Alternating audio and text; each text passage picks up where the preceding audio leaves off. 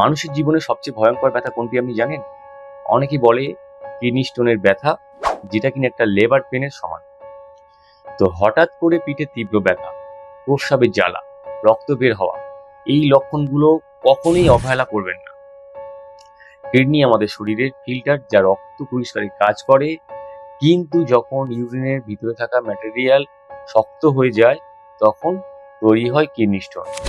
তো এইগুলো দেখতে ছোট বালির দানার মতো হতে পারে, আবার বড় আকারের হতে পারে।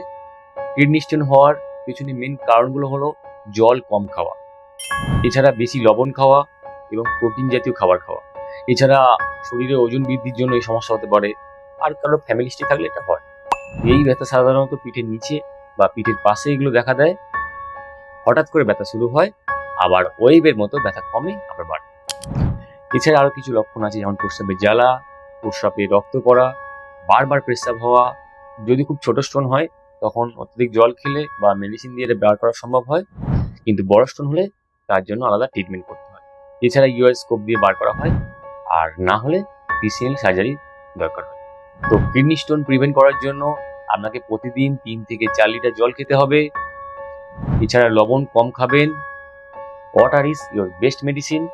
কিডনি স্টোন ছোট মনে হলেও এর পেন অসহ্য। সঠিক সময়ে ট্রিটমেন্ট না নিলে এমনকি কিডনি ড্যামেজ হয়ে যেতে পারে।